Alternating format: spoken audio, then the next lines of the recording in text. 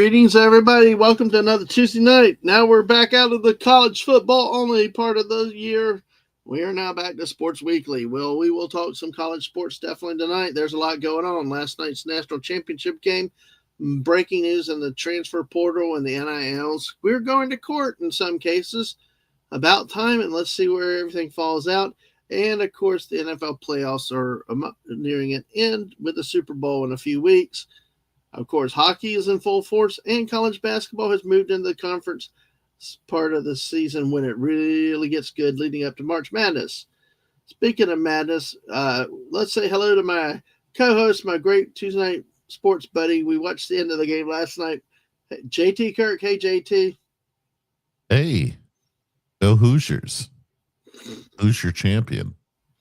The Indiana. Yeah, that joke's old. That joke is like 90 years out of date. Gene Hackman is my coach. Yeah. Sorry. I do love that show. I do love that movie. One of my favorite movies. And Gene Hackman was great. Old school basketball coach, you know. That was, man. Don't get me started on how modern sports. You coaches in basketball, you wear a daggum suit and tie. Not these sports. Not these stupid. You don't have to tell me. We've had multiple Lion coaches be slobs, looking more slobby than half the fans in the stands. Oh gosh, yeah. I mean, even old school coaches like Rick Barnes at Tennessee. He's one now. He's wearing the Nike, the sports athletic apparel crap, and I'm like, no. You'd fire me first. If I'm coaching a real death of the tie. Well, yeah, I know. Well, hey, when I was coaching the middle schoolers, I threatened once to wear a suit, but I didn't have the guts. I didn't pull off. The only reason I didn't pull it off, I didn't want to. I don't know. I didn't want it to become about me, and that type of thing. But it just was. Still, there's something about a basketball coach and a tie. Hell, even the NFL coaches, Lombardi, Landry, look at them. I mean, Chuck Noll, for you Pittsburgh fans, was a bum. He didn't wear a tie. Landry's over there with his hat and his suit. And sorry. I had to take a shot at Pittsburgh in the 70s. Plus your 50% quarterback who got lucky during the playoffs. But it's all good. Good. Anybody? There's so many trends in sports nowadays that it's bad. I wish all I could do was complain about what the coaches wear, but it's getting worse and worse in all these sports nowadays for so many different issues. But great to have you with us. Let's say hello to the chat real quick. We got Legatus, Legionize. Hey, Legatus, how are you tonight? Hope you're doing well. And yeah, this was a story that happened this week. One sports story we're talking about, the goalie fight. It happened in the San Jose Sharks, Florida Panthers game, I believe. They cleared it out, and they let the two goalies go after each other. It was a sight to behold. Yep. By the way, the NFL is rigged. I will not dispute you on that. What do you think, JT? Yes. I know. My team being what it is, yes. Yeah. Well, there's mathematics. I mean, just no way that a team could never win in 60, 70 years like that without some kind of, thumb on the scale in some fashion. Don't get me started how the Rams escaped Chicago with a victory in blizzard conditions. I don't. Yeah. New England is back again, and Denver. Although Bo Nix has broken his ankle, so there's. I have problems with all four of these teams, which means I'm not going to care about the Super Bowl. And we will get to that shortly. We have talked about that. B from O. Hello, everyone. And I have good reasons not to care. So. Oh, believe me, I do too. Anyway, so that's everybody here. It says we got 6. So if we have some lurkers, hello, lurkers.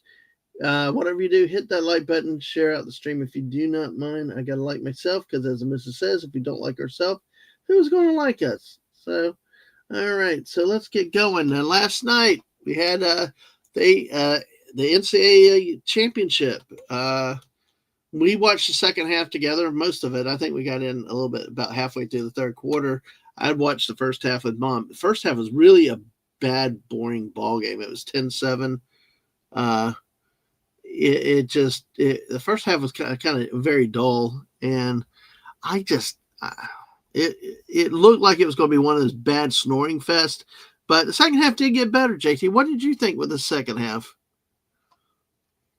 of the football game Yeah, last night? It was, uh, gosh, a study in mental discipline, or perhaps the lack thereof, is how I would classify it. It wasn't the worst game of football I ever watched, but I don't know if it was the most fun either. It yeah, did not seem like everyone was switched on mentally for this, which a maybe little even not disappointing. me. Yeah, I mean we Yeah. have a 27-21 Indiana win, but then again, yesterday was January 19th.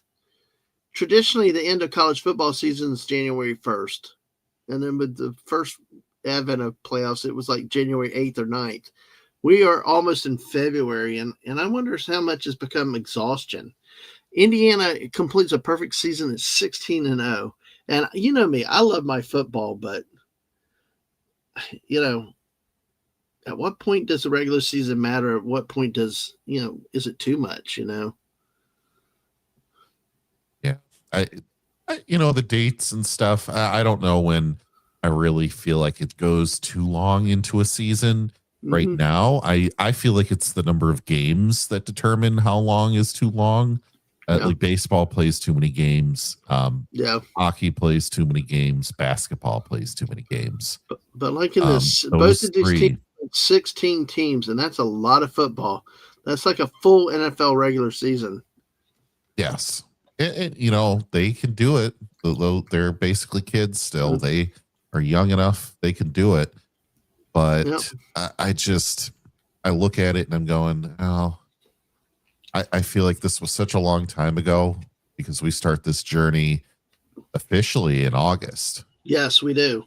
And the spring game, they're 3 months out from a spring game, and or Maybe something even like two, that. maybe even Yeah. March. Yeah. So look, it's not like you're sitting here in February and March, just like MLB is right around the corner, and then you're basically thinking about MLB almost until Thanksgiving.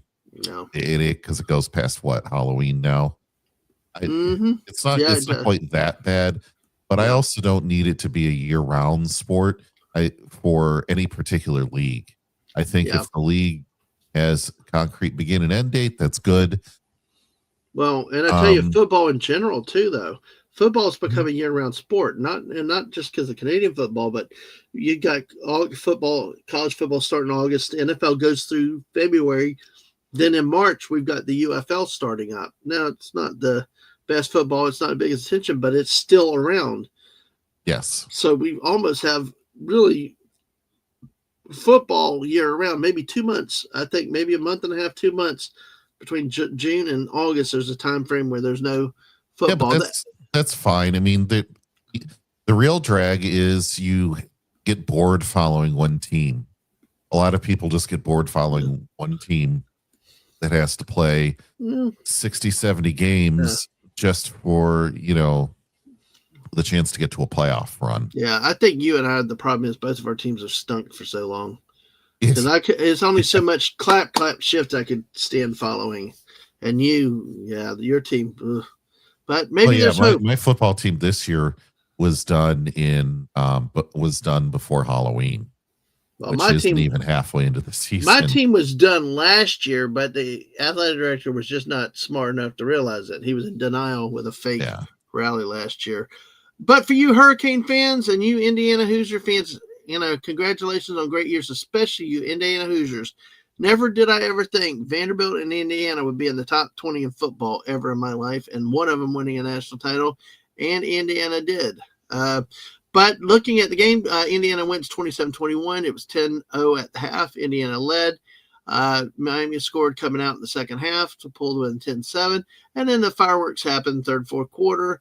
Miami outscores Indiana 14-10 in the fourth quarter, but it is too short. In first quarter, Nico Radicic kicks a 34-yard field goal for Indiana, followed by in the second quarter touchdown. Riley Nowakowski was he ran the ball twice this year, and this was his second carry and a touchdown to put Indiana up 10-0. Miami comes out at the half, Mark Fletcher has a 57-yard run for a touchdown, 2-play, 62-yard drive in 46 seconds.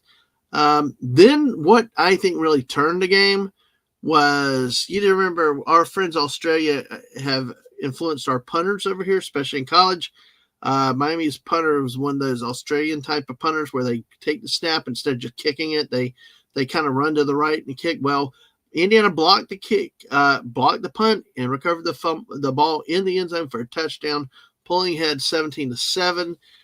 Fourth quarter, Miami responds with another Mark Fletcher 3-yard touchdown run on a 10-play, 81-yard drive. And then, but not to be outdone, Indiana responds with a 12-year-old Fernando Mendoza run, a beautiful run, stretches the ball out over the goal line. It was, I think that play we were watching together, it was like 4th and 5, JT. We're like, take the points. Well, it happened to be a 4th down play that they actually scored the touchdown on. Yeah. We were both calling that question. That one was bad. Because I saw it. The Jaguars went for 4th and a foot in the NFL playoffs. Didn't get it. Lost the game. We've seen it happen other times. Well, these guys, Indiana, man, I saw that kind of risky play roll out this year with the Detroit Lions. They call him Dan Gamble instead of Dan Campbell, because he'll go for it on 4th and 5 or 4th and long. He'll use timeouts at the wrong time. He'll call, he'll call a deep ball on 3rd and 1. When we talked about both of those last night. To go for the points with the field goal, which would put you 8 ahead. So that way he could go, 13 ahead or something. Yeah, timeouts are precious, though. And you know what? You end up losing a lot when you do that. We talked about that with Indiana last night. You remember during the game? We were talking about that in the game. Indiana was doing that. I mean, Spaghetti used a timeout just out of nowhere. And it's like, what? Where are you taking a timeout here? Then he used the second one. A timeout early in the 4th quarter when it was lack of preparation and knowing what you're going to do on that down. And he just got lucky. If they hadn't gotten lucky, the 2 times that they did off those timeouts and 4th downs, they would be a loser today. If they hadn't caught that interception in the end zone, or not in the end zone, sorry, interception near the end of the game deep on their own side of the field, they would have lost. They were clearly losing the momentum battle in the 4th quarter. And, they won despite the coach calls. Yeah, exactly. Miami then responds with a 22-yard pass from Malachi Tony from Carson Beck. Pulls win 24-21, and Indiana kicks another field goal, 35-yard field goal for the winning margin, 27-21. But that set up the final drive with less than 142. We saw that. We were like, they're going to lose that game. They're going to lose that game. But, you feel bad for somebody, but this is typical of Carson Beck's career. The number of interceptions he threw again this year, they lost 2 games because of him turning over the ball. His career at Georgia was marred by bad turnovers. And like you said, that turnover, he threw a bad pass, badly underthrown, and just it was enough underthrown that the defender that cut off that pass was maybe a little low in catching it. Yeah. And the intended receiver on that Miami team, there was no way. If there hadn't been a defender there, he wouldn't have been able to get it anyway. Yeah, he wasn't even close. That you almost are suspicious of how bad that was, but you never know if the receiver was in the wrong spot or not. But it was such a bad underthrow that like I said, there was no chance. The thing was, he threw it right on target, except he was just short. Which led me to think either, I'm always one to think a hanky panky, and I'll say why in a minute. But the other thing is, I think one of them ran the wrong route. Yeah, and it wasn't the quarterback. Right. That being said, if you see he's doing a certain thing, he was going full out towards the end zone. Yeah, that's the problem with You Carson know, Beck. Carson Beck's career has been marred with badly timed turnovers and ones that really, really look ugly. Just amazing. But yeah. The someone that does not perform or look ugly is the great eclectic goat. Hey, who's going to be on with me Thursday night at 8:00 or very 7:00. nice. 7:00 Thursday. We're going to be chewing the cud on another random topic. Again, I can't remember what it was, but we'll talk about it. And we'll get there, and we'll have a great time of conversation. And congratulations on being monetized, eclectic goat. And thank you for being around here in the Mrs. Channel. And yeah, she just hit got the watch hours up, got the monetization, and congratulations, Goat, for you. Very and, cool. Very cool. Mr. LSU himself. What's up, everyone? Chewy is here. Hey, Chewy, great to see you, man. I tell you what, I'd like to hear your thoughts on this, but we'll hit the transfer portals a little bit because I don't know that we're going to have time to get into it this week because we're kind of on a limited time frame tonight, and we're focusing on a few things, but this transfer portal, the NIL, I tell you, a lot of Lane Kiffin talk. A lot of people unhappy with him at Ole Miss. Even more accusations of cheating, tampering, like going up to Knoxville in an airport, approaching the former Arizona State quarterback who is going to, who he got to go to LSU. Now someone else is. Yeah, it's crazy. He goes up to Knoxville, gets Sam Levitt to come to Baton Rouge. Now we got a court case. Duke is suing Mensa, their quarterback, who's now transfer portal to the Miami Hurricanes, even though he has another suing contract. Mensa, the organization for smart people? Devin Mensa, I can't remember. Okay. His name is Mensa. His name is Mensa. Okay. Oh, God. Yeah, I was like, what do smart people have to do with this? Well, it's making a lot of money. We got Diego Pavia and Joey Aguilar among 20-something players suing to stay in college because they can make more money under this quote NIL arrangement in college than they could be as a backup in the NFL. Oh yeah. And, so perpetual college for sports athletes. Yes. That's funny. The other thing on this, I think it was possibly hanky panky, and I'll tell you why. The over under was like 48.2, 48.3, yep. Depending on what site you were going to, and they had 48 points on the scoreboard going right into the end of the game. Yep. And you could put on your conspiracy hat all day or tell me I'm making it up, but when you get all these point shaving things coming out the same week, that's another story for us. Yeah, it's hard not to read up on all of that and then see his 48 points, or the refs start missing a lot of calls that are clear as day right in front of them. Because you were telling me about a number of those cases. It's like a number of colleges, like a lot of smaller schools, and all with point shaving incidents, mostly in basketball, but still. That's why we don't condone gambling around here. And like JT had mentioned, 100% but that was for looking at a pattern, because you're sitting there at 48 points and then it's like, you wonder, but who knows? I don't think so. I like to trust the integrity of the game, but that's why why when you do find it, you got to crush it and crush it hard. Zero tolerance. Right.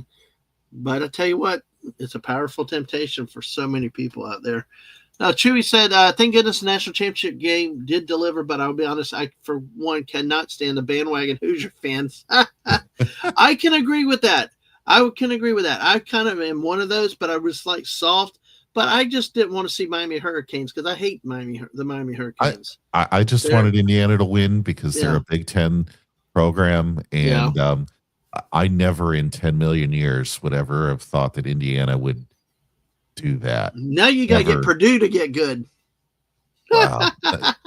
Come on, let's not get too crazy now. It's one of those things where I don't think I was a fair weather fan. I just wanted them to win. Yeah, I just didn't want the Miami. story. Yeah, and I am not going to be cheering for them to kick off next year. No, that's for sure. But it was like the adopted team of mine of Vanderbilt for the past couple of years. It's like I just want them to win, but I'm not buying a Vanderbilt hat. I'm not No. buying an Indiana hat. Yeah. To The me, Cinderella rose is off of yeah, Indiana now that they won it, good for their fans and all, but it's like, okay. The fact they beat Ohio exactly. State finally, that was a big thing. That was good to see. I like to see new teams win, and share that Yeah. love and spread it around, Yeah. spread that taste of victory around. Yeah. And I don't want even Miami to do it again because they already won it in my lifetime. So get somebody else in there. It makes things more interesting, and you get the illusion that anyone can win instead No of just more Ohio State and Alabama. Alabama. You know, Why did we have Alabama and Oklahoma in this one? Vanderbilt and Texas could have done better, or BYU, give them a shot. Although Texas Tech kind of ruined that, but yeah. But like to the second half, the Indiana offense was all right, but Mendoza only had the TD with his legs. Him under center was all right. Yes. Yeah, it was not. That's what we kind of saying. It was the first half was just dead to me. Second half it picked up a bit, but it's just it wasn't the best game. But Indiana was just did enough to win, and they really got Miami into something of an ugly football game. True also said there was a Duke QB who was wanting to go to, before the transfer portal was going to close. It's why he did not mind one portal window, but I hated the dates for it. Yes, the reason the dates are happening is because these schools are going into session. That's what's also because they got to get into school. They got to get enrolled for that spring semester. And that's what's hurting with all these dates. But you keep pushing the season further into the future, you're going to get past those dates. And that's also, I'll bring that up in just a second, but let's finish talking about the Indiana. Huh? And Tim, hey, good to see you, Tim. Yeah, there's, like I said, we don't condone it on our channel but everybody's adults, Yeah. you're True, responsible for yourself. But we definitely were remarking on some of that 4th and 5 action where it was like, no, kick the field goal. We know you're only going to be up 6, but damn it, kick the field goal, because I know we were big. You don't win 4th and 5. Well, the Jaguars, we both were screaming, don't do it. Jaguars could have used that field goal. Somehow he channeled Barry Sanders there. Yeah. and was able to trip up the linebackers. He went flying at 3 linebackers JT, on him, and somehow he did it. But he went flying like Superman across that goal line. That's he something. did. He did. But but I want to finish this with Tim though real quick, because see, we don't condone gambling on here as a matter of public practice and stuff for people, and I understand your sentiment. I do agree with that, especially if you're adults and stuff. But like you said, when the leagues get in bed, but the problem is the leagues get in bed, but then the players. So it's kind of like the leagues and colleges are doing it, but not for the players. But then now we're having and this is a topic that we have to hit another night, because there's plenty of cases out there, especially in college basketball, of point shaving incidents, and it's because of gambling in the games. Why did the NFL keep it? Why did all the pro sports keep teams out of Las Vegas for so long? But again, another topic for another. God, see, this is why I tell people, JT, sports is not just football, baseball, the boring sports to a lot of people nowadays. It is a lot of real life, heavy duty topics and subjects now. Gambling, money, lawsuits. It's crazy, Yeah, it really is. Oh yeah, I'm like you, Chewy. I can focus on college hoops. Yeah, some big games this weekend. Yeah, I know Florida just beat LSU, so I'm happy with that. So, it looks like it's going to be Big Ten ACC again for basketball this year. Yeah, but it's still early. It's still early. 2 months to go. Right. Yeah, it truly is. So, but in this game, 342 yards for Miami, 317 for Indiana. Not the best offensive explosion. 20-15 in first downs. Indiana had the advantage. Not a lot of penalties. I mean, they're 12, but third downs. Miami was 3 of 11, 6 of 16 for Indiana.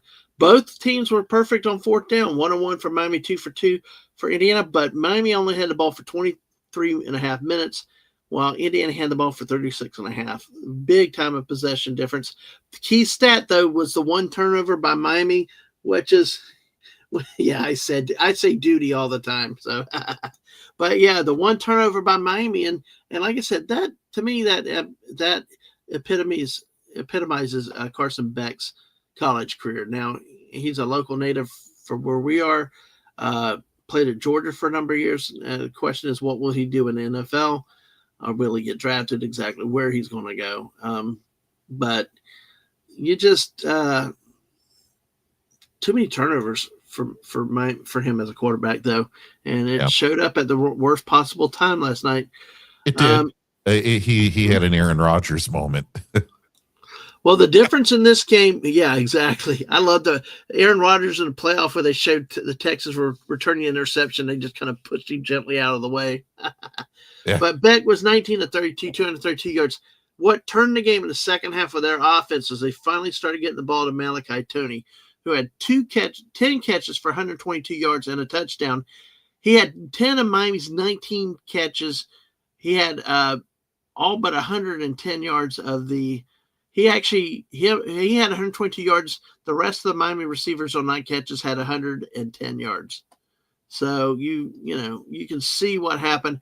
He got unloosed in the second half, and then Fernando Mendoza, a Heisman Trophy winner, was 16 to 27, 186 yards, no touchdowns, no interceptions.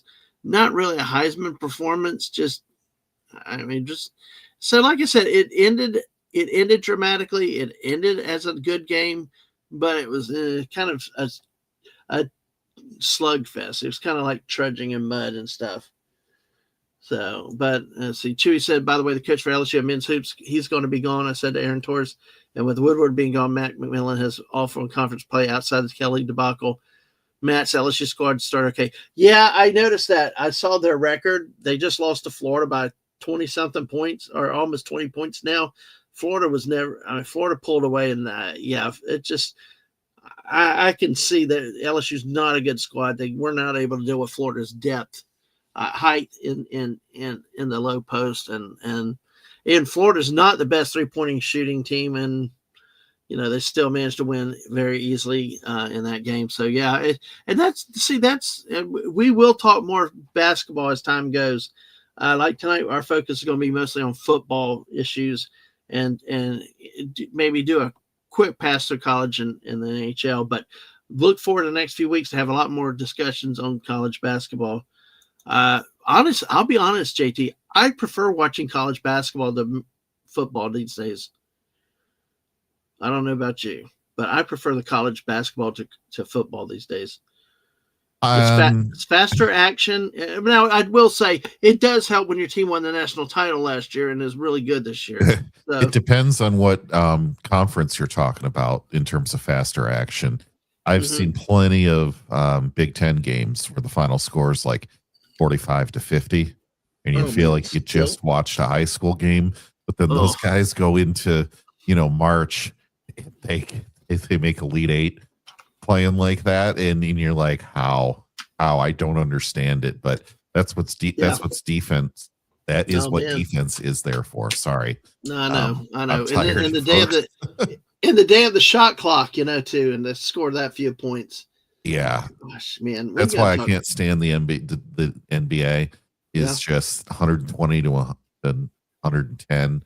I don't like that. I don't like draining threes all day. It gets boring. See, I like that in the old days with Bird and Magic and all that. When they got over 100, that's the glory days of the NBA because they could score and play offense, but they were also playing defense. Nowadays, that's why I don't even watch the NBA and I don't really even talk about it because it's just, like you said, they just stand alone shooting threes all day. That's all they do. There's no low post action, really. There's no real screening. It's not, they play too many games. Basketball. Yeah. Even... College basketball, the thing is, I would say I love watching it, but I really don't until March. I'm just one of those guys that might catch a couple games, and then when the tournament comes around, that's when I watch it. Because even then, there's too many. And there's so many fewer in college than in pro. But I still might be more of a football guy just because of that. It'll keep me. Hey, at least you're Sparty. You got a great coach. You got a great coach, and you got a great team in Sparty. You can enjoy that. But. Yeah, you're never going to be able to complain about Izzo. You never will. Yeah. You also are never going to win a second championship. No. You had your chance in 2009 and you didn't do it. Yeah. And all these other teams are just going to be Elite Eight placers. Yep. And for that, I can never complain. The amount of tournaments he's made and the amount of wins he's made in the tournament puts him in legendary status for college basketball. Yeah. But because he hasn't won that second championship game, he'll never be in this 1-2 category, which there's less than 10. I think there might be less than 6. It's always hard to tell as the years go on I who has understand. won a second one, but I get the list is very, very, very short. List of anyone who's won one is very long. No, see, Billy Donovan did it back in, was it 06 and 08 or back-to-back years, 07, 08, 06, 07. But, he did it in that time frame. Then they never got back there, but he wouldn't jump to the NBA. But yeah, it's rare that you have that these days. By the way, Chewy, I do agree with you, the polls, because when Florida started this season out, they were up high defending national title, but they lost to Arizona. It's like they dropped 10 spots and they lost to a great team that was in the top 15 at the time. So I don't like that. I do not like the polls in basketball, but they're also mostly irrelevant because what it depends is where you get seated in the tournament and honestly how well you're played in March. That's what I think. And hey, buddy, good to see you, buddy. Good to see you tonight. Hope you're doing well. We're wrapping up our talk on the college football national title game last night. So if you got any thoughts, go ahead and shoot them in there real quick. Chewy said, when it comes to college sports, I'm on an equal spectrum. Can't go one over another because there's so many options when it comes to what college sport airs on TV, though I'm still getting used to men's Big 12 on Fox. It's kind of weird. Hey, not seeing the football on the CBS network on CBS with the SEC is really still hard for me, having to go to ESPN. But hey, I tell you what, it makes my purchase of the Disney package / ESPN viewingship, because they bundled stuff, well worth it that they're on ESPN and not ABC. I mean, not CBS. So it is weird, the changes, and I think we're gonna have many, many, many, many more changes, folks. Make sure you smash that like button. Thanks for everybody being in here. Follow us on Twitch if you're not already. Any last thoughts on the game last night? I mean, really a pedestrian game in terms of the numbers. The big excitement, the punt block, recovered in the end zone, but anything else? Anything that jumps out at you? Anything? It still feels like a college game. It does not feel like the Super Bowl yet. Right. And I think it's going to take 5 to 10 years for them to get to that level of stupid pageantry around the game to the point where nobody wants to watch it anymore for the football. Yeah. It was a pedestrian game, but at least they focused on the core product. I think that's a big difference between that and the NFL's final game. I give them some. Well, I'm not going to give them credit for that. That's their job. So I like what Buddy said right there, though. Yeah. The officiating I did not think was anywhere close to what it needed to be. No. And there's too many mistakes, too many things that we could see clear as day, and you can see the referee or the judge backer side in the frame, not looking at where the play is. Yes, we saw that under the end zone. Yeah, he's sitting there looking, and we saw the hold in the end zone that was not called because he was looking at the ball, not the receivers and stuff. Yeah, right. I remember that. So it was some of that stuff just gets way too frustrating to not start getting down the conspiracy route. No. And I don't like being in that conspiracy zone. I'd like to just enjoy product and relax, but then you sit here and go, oh man, and you have all this stuff that enters your mind in on another play. See, in the first half, JT, you remember how they stop a game and review every hit to the head as targeting? Even if they don't call it, they'll stop the game and do a review, right? Yeah. In the first half, Mendoza got hit by a Miami player under the chin strap. He actually went down and he came up. It was truly spearing in the old days, or targeting now with the crown of the helmet and launching. They let the game go and play. They didn't stop the game. They didn't do a booth call down or anything. They just let the game. I mean, and I agree. I like letting people play. And by the way, I'm not a fan of ejections and targeting unless you can prove and really show it was grossly intentional. I don't like this throwing people out of a game for what, and a lot of times are just bodies moving in certain directions. I don't like the targeting penalty where it results in an ejection. Penalize it, yeah, fine. But this was a case of all year where they stop games and people get thrown out of games in big games and all this other stuff. And yet in this game, they did not stop it. They did not even review it or anything else. Signetti was upset by it, and rightfully so. Because, I mean, it's like it was a different interpretation all year. And goes back to why I said Miami's cheating. That's why I couldn't cheer for Miami earlier. They now go in, there's allegations that they're tampering with other players on other rosters. You got the Duke quarterback Mensa that's entering the portal, which to me, I don't see how Duke don't process his paperwork. Right. But apparently they're taking him to court. The latest report tonight. Well, they might have some kind of law or regulation that says they are complied to process the paperwork without delay.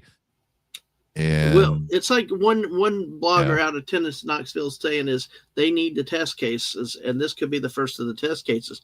There's schools with these players that are actually still under contracts, like 2-year contracts. They're choosing to leave, even though they're under contract. You know that won't happen in NFL, but in NFL they're viewed as somehow different. But like this, Miami player saying he had class in 2 years, yeah, it would piss everybody off. I mean, that's why it's not name, image, likeness, because they're not getting paid for being on a video game or on a poster. It is effectively pay to play what's going on nowadays.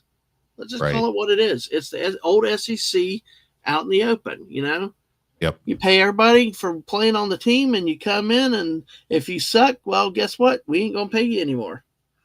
If they had found a way to project revenue, yeah, and then come up with the scheme so that way the revenue sharing is the same regardless across the board, then it wouldn't matter quite so much who you have picking up on this portal and that portal, because they're all making $97,000 a year. Yeah, exactly. You're paying them. You're paying them for their play. Yep. They're not getting nothing. They're getting a lot of money for that age. And you also disincentivize the money to some level. I mean, maybe that would work. Maybe it wouldn't, because there's always people willing to cheat. There would be nothing wrong with that, having one standard pay rate for every single player treated all equal. I know people don't necessarily like hearing that, but college sports is different than NFL and a lot of the other things, because what we're seeing now, there's other lawsuits, like I mentioned, Diego Pavia, Joey Aguilar, and 20 other players now are suing because they want to stay in college, because that's where they can make more money than by having their eligibility terminated. It's over, and now they have to go either get a real job or become a professional athlete. So, and you could even do it where the power goes back to the schools, where you make one amount for the first year, another amount for the second year, and a higher amount for the highest level at like the third year. Yeah, that way it keeps the stagger players. You base it like a financial aid program, like Pell Grants. You make it like a Pell Grant or grant in aid type thing, where it's factored, it's scaled. I mean, you could even use the people's home life. You could tie it to their EFC, what is an expected family contribution, like you do for Pell Grants. You tie it to some base factor, and then you have limits on it. But like you said, you're still paying the players. But it's but the problem is this big with these 501c3s, these collectives, and all this other stuff. It's really too late to do anything about it. The horses are out of the barn, and getting any type of control. Hey, Jess, good to see you. I was worried about Jess yesterday. We did 3.5 hours of Fortnite in the afternoon. Yeah, then she didn't come back. She fell asleep. So missed you in the evening, Jess. But thank you for checking in, saying hi, and I'm trying to find that tweet, by the way, the one that you're talking about here. The gentleman that says he hadn't been to class in 2 years. No. Jess had said So you like the tweet I saw about the national championship? I tagged you in, and I don't see it. I thought I liked it, but I don't see it. I see the Bears stuff. Let's see. Let me go to my notifications. Then I went to your site. Let's see. Do do do do do do do do do. No, I don't see it. Oh wait, hold on a second. Let's see. You like two of my posts? Oh yes, here. Yes, okay. JT, you might have missed this. I don't know if you saw this. I Jess, you're special. Thank you for sending this. I like the way you think because I'm like sitting there thinking like, damn it, Jess. Because I mean, she's bragging. You know, she's a proud Midwesterner, even though her state hasn't won a championship. But look, she pointed out this graphic, and it said the last 3 national championships have been won by teams in these states. Yeah, I remember. I had to find it. I've seen other ones where they have, AI'd it up with like different people for each school. In the Ohio, the Michigan, they're like 3 college age women that are fans. The Michigan woman is like a tall blonde. The Indiana woman's a tall brunette. And the Ohio woman is like 3 feet tall and 300 pounds. Well, that kind of joke, right? You still got to dig at Ohio State. We dig at Ohio State. I love it. I love it. Anything with Ohio, we can nuke it. But yes. So the Midwest in the Big Ten, Dadman, we know how to play football. So anytime the SEC would like to take some notes, I'll let you know. I know we got to learn how to modernize and get beyond just Alabama and Oklahoma. But I like business expense for school supplies. We know the whole thing is not about school supplies. We got quarterbacks in college now buying their offensive linemen cars. Yeah, that's how much some of these quarterbacks are making, and that's ridiculous. It is kind of silly though, Dadman, when you look at that picture and you realize Michigan, Ohio, and Indiana have won it the last 3 years. Yeah. He's just because the SEC gets such high placement all the time, and everybody still doesn't respect the Big Ten when they're in the top 5 like that.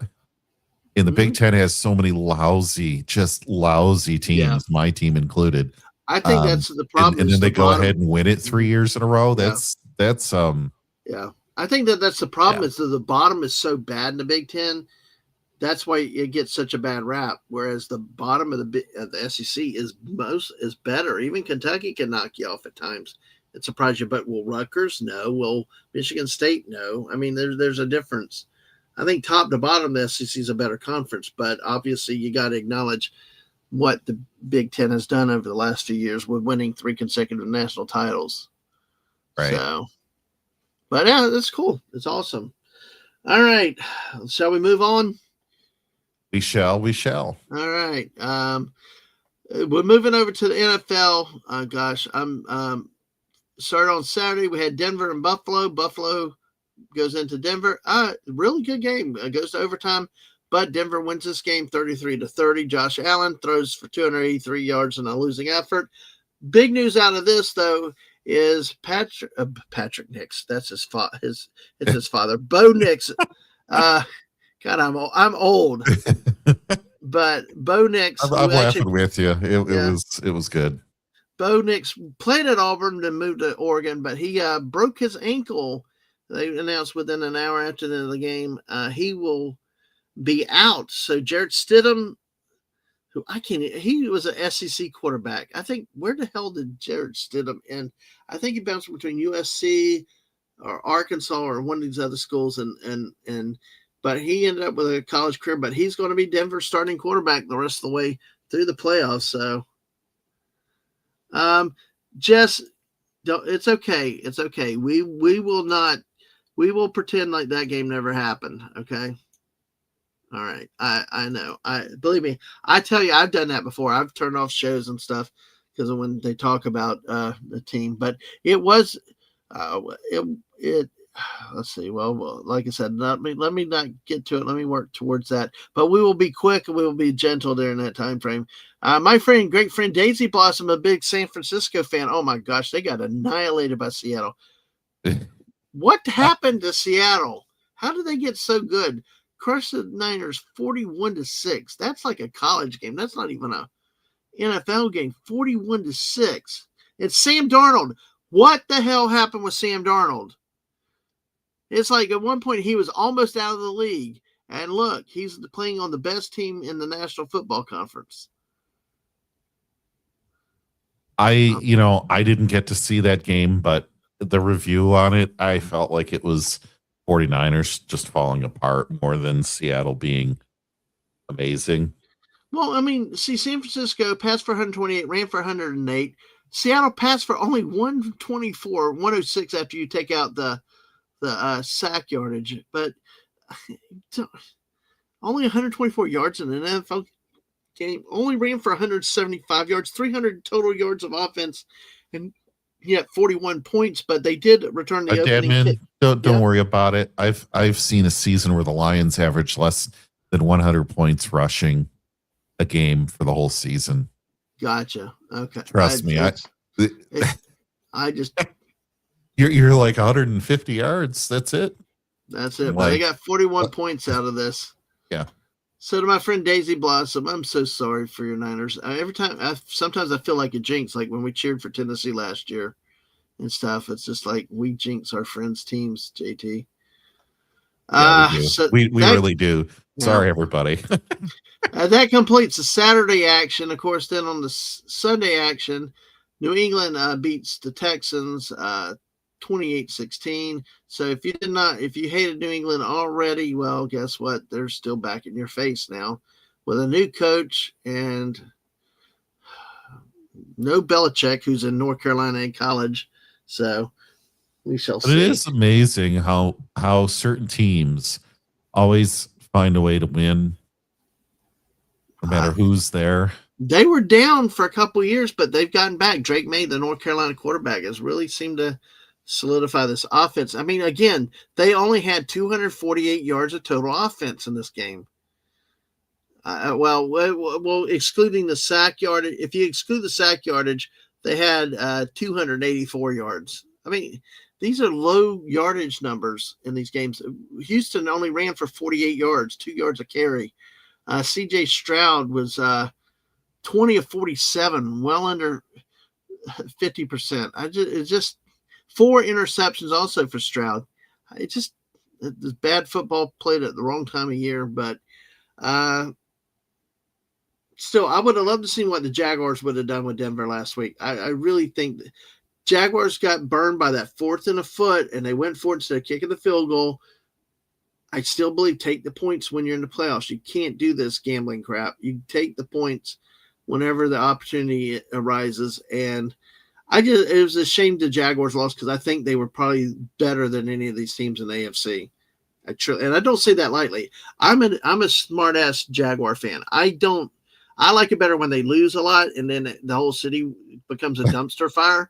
Because it's entertaining radio, but I really believe this team was special, and maybe them and New England are the 2 best teams. I wasn't sold on Denver because even the Jaguars went to Denver and beat them already.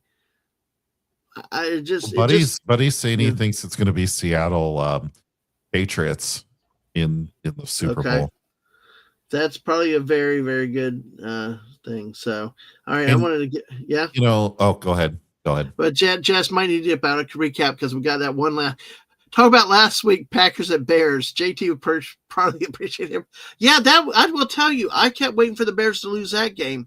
They scored late, Packers driving down, and the Bears defense held off and kept Green Bay from scoring at the end. And it was a great defensive effort there. Great rally by the Bears. I tell you what, last night's game, the Bears game, though, I will tell you, was a good effort, even though they lost in overtime. I watched the end of that game, and they rallied. They did themselves proud tying that game up, forcing the overtime. But then Caleb Williams throws his 3rd pick of the night, and then Los Angeles moves down for the game-winning field goal. So, but Bears have plenty to be proud of. It was great seeing snow on a field again, and it was a lot of fun. Although that was a game that was kind of low scoring, kind of boring, but you know, hey, at least you got there and you got further than even the Jaguars did. And hats off. I want to see teams that need a win, and so I wanted the Bills, and I wanted the Jags, and those are two teams that would be more fun to watch. And of course, we can't have that. Nope. Of course, we can't have that. Nope, we have because to have the same boring bullshit. Lagada said the league. Lagada said the league is rigged. Why do you think they got to a damn shin against the gate? I understand. Buddy has said he'd seen it all year that they were using shins. Never in my lifetime did anybody measure for the shin, even in reviews. It was always the knee. I get elbow and wrist and the forearm are different, but the friggin' shin, you got to be crapping me. It was always the knee. I don't care what the rule is. It's just like they suck, and I do think it's because in what happened in Buffalo, they got ripped off by Denver with that interception. Was it interception? Was it not interception? You make the call. Yeah. At full speed, it looked like it was a valid pick, but then again, when you start and look and see that the man was down, the knee was down, he had possession of it, simultaneous possession, supposed to go to the offense. Anyway, so and Buddy thinks it will be Pats and Seahawks for the Super Bowl. I'm not watching. I say I'm not watching. If I get a good group together and somebody wants to watch it and we can do a party, maybe I will. Yeah, maybe watch the commercials, but I got absolutely no interest in any of these games. I was going to go all the way for the Bears for Jess, but so. Yeah. I just, if my wife wants to watch it together, maybe I'll do that. Maybe if you do something, we'll do that. But I just don't care anymore. With these four teams, I just don't care. How many times do we have to see the Patriots go to the Super Bowl? And they probably will win this weekend and set it all up. I don't care. I hate Denver. And it's all because like fan bases and stuff. I do not like how they think they're the best team ever because of that one quarterback like 40 years ago now. I don't care, right? None of that history means anything. They feel like the University of Michigan of yeah, well, I will tell you what. With that, I don't like that at all. I know, I got you. Folks, make sure you smash the like button. We got 11 people here tonight. That's really awesome, folks. Thank y'all for being here.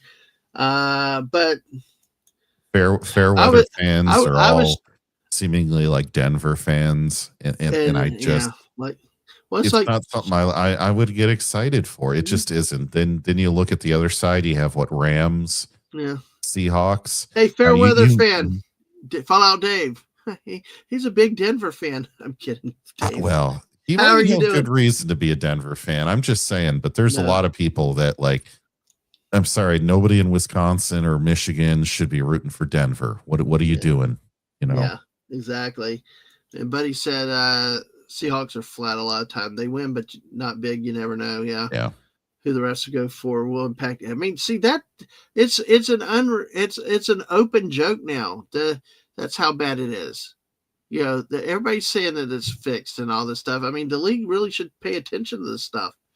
And then you never can discount the influence of gambling and lines and stuff. You really, really can't. So, by the way, Jess, I was going to have mercy on you with Chicago tonight. She shared something else. The whole thing about this too is the Rams and Seattle. I don't like Seattle either. But I also just, I'm not going to go. I'm not going to stand for the Rams. Yeah. Well, here we go. Well, that's because of Stat Padford and Stat Padford and the NFL should not be in LA with two teams. That really grinds your gears. I know that how he keeps being on winning championship teams or even deep driving playoff teams in LA, but couldn't do damn shit in Detroit. Well, exactly. Hey, talking about torture, Jess is torturing me here. Uh-oh. Here we go. We got where the 2025 football national champions are located. D1, Indiana. Now that's finalized. D2, Ferris State, which is in Michigan. By the way, yes, it is. It's not too far away from that 100-car pile up either. Oh, wow. Well, I will tell you that Trinidad Chambliss was the quarterback at Ferris State, transferred to Ole Miss this year. So, but yeah, he was playing for championships before, and then now, Division III, Wisconsin River Falls. They won a good game. I saw the highlights on Twitter at the end of that. That was a really, really game. They have below Division III. Yes, exactly. The NAIA. You've never heard of the NAIA? It's been around forever. Yeah, it's been around forever. Iowa Grandview, the Vikings win that one. In the National Junior College Athletic Association, Iowa Western wins. That one I've heard of. Yeah, I didn't realize they had a national championship in it. I knew there were junior college in Mississippi and Texas and other places. So there is just a proud Midwesterner for you, JT. Oh, yes. Yes, very much so. And thank you for remembering Fallout Day. Good to see you. If you're gonna stream later, we'll send people over there too. So let's see who else is here. Jess said we won more with 4 quarter rallies this season than a normal win. Yeah, and I could tell the playoffs they did. They got the lead against the Pack in the end. They tied the other night the Rams. I mean, it was kind of a lucky play, but he backed off. He kept it alive and got the ball. He didn't do what Carson Beck did and underthrow it on that one. So now in overtime, he overthrew it to the defender. But yeah. Fallout Day says follow the betting and you'll know who's going to win. Probably so. Yeah. And yeah, Fractors coach's first season is impressive considering it's been a few years since they wild card ran. Well, that's what also makes the Jaguars very impressive. Liam Cohen came over from he was an offensive coordinator at Tampa Bay, came over to Jacksonville and took the team from 4-13 to 3-14. I mean, from 14 and from 3-14 to 4-13 to 13-4. A remarkable there you turnaround. go. Yeah, there you go. I'm working. I probably won't even listen to halftime show, let alone anything else. Yeah.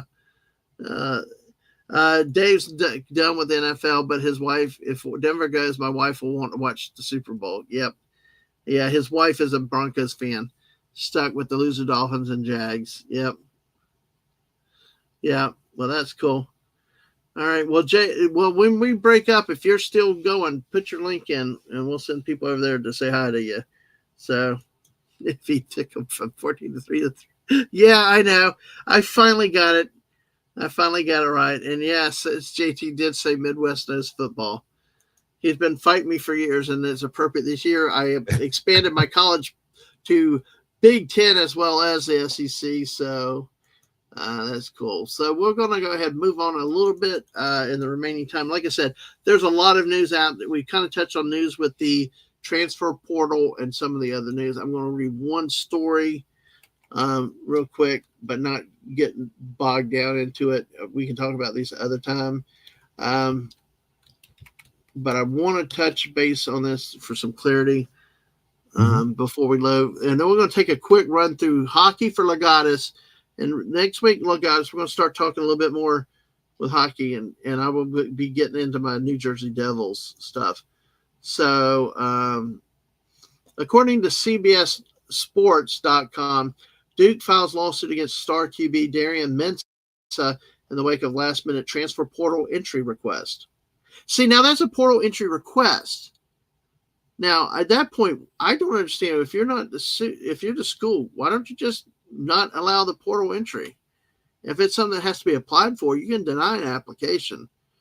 But I don't know.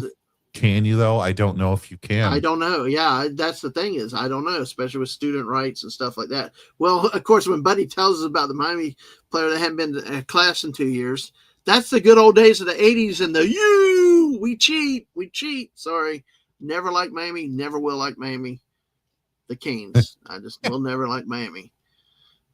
Duke has filed a lawsuit against Blue Devils quarterback Darian Mensah, arguing he broke the contract trying to enter the transfer portal and they must stay with the Blue Devils to finish the arbitration process. Ah, there you go. More to the story. Well, you agree to arbitration. Read your contract. But see, I tell you, that's one thing that I've heard some speculation. If these contracts that exist in college are like NFL level legally, they've not been tested in court or anything. And I think that's probably why they're suing. We're going to start to see some of this stuff now with the test cases, as one blogger talked about.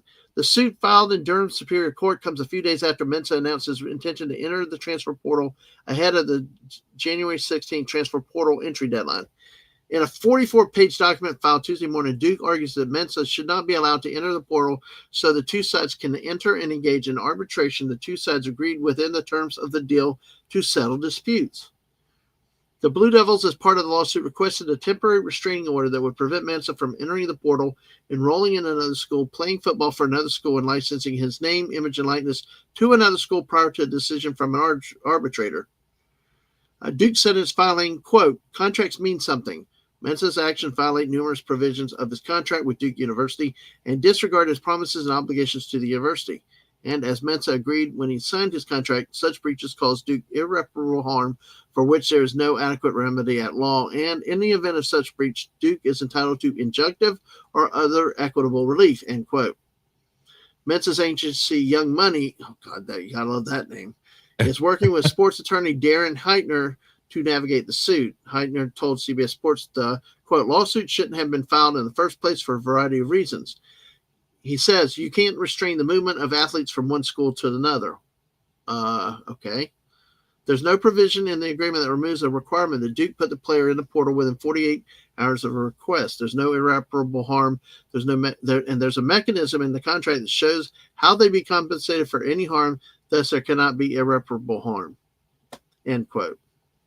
This is where it's going to get dirty and nasty, folks, because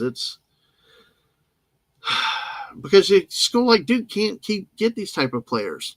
They get one that's great, and then it's back to this dog-eat-dog system. I mean, this is where some people like me are starting to struggle with, is college football still what it was? Is it still going to be fun? I don't like my players transferring every friggin' year.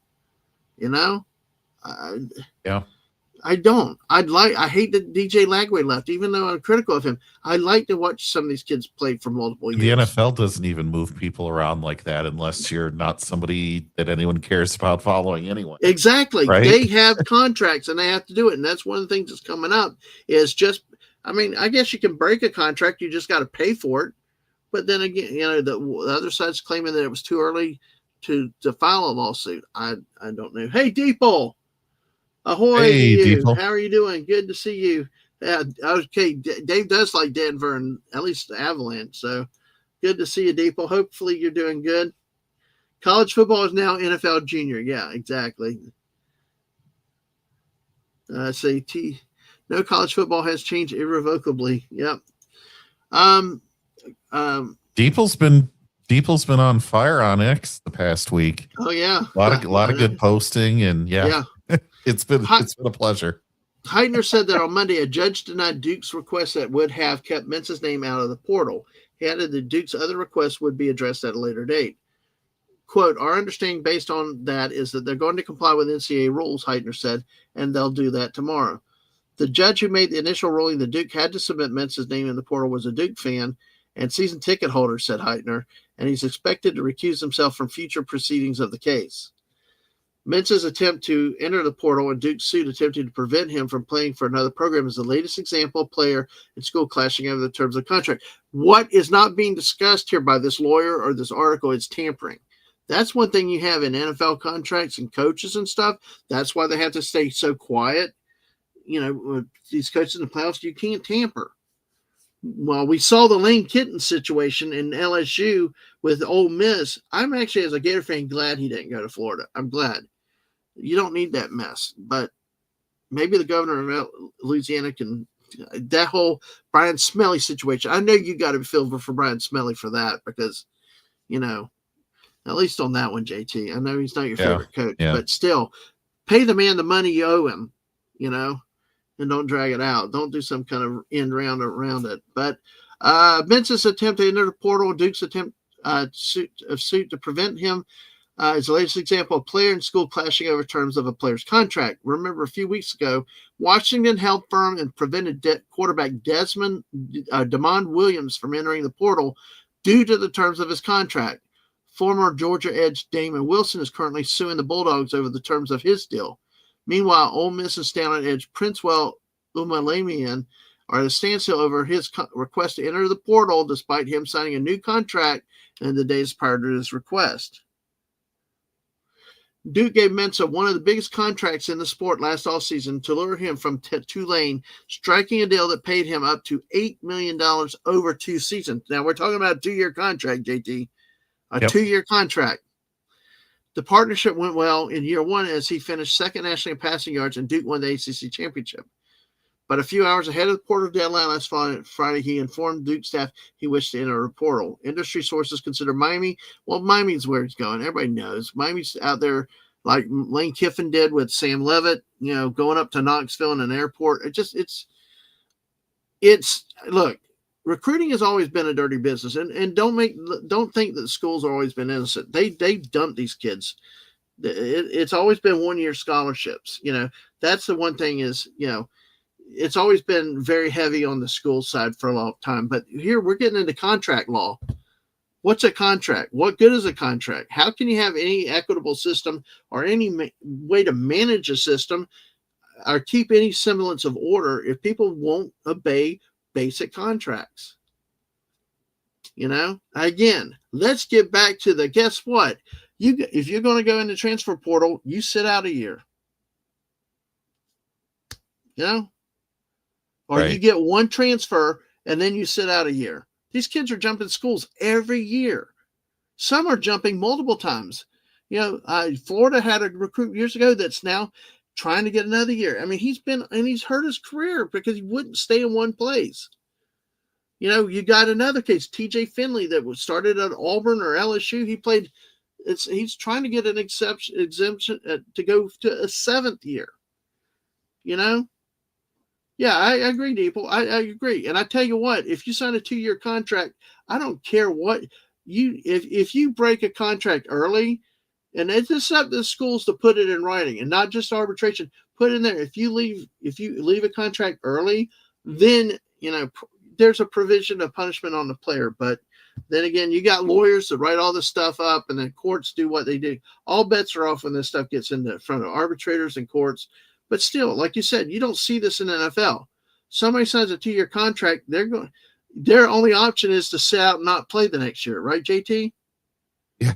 They don't just get to go from Dallas to Washington because they want to do that. If they have a 2-year contract and the team won't release them, they have to stay, or they hold out, And we saw that with Nico Levy last year. What did Tennessee do? They said, "Hey, tough. We're not going to renegotiate now."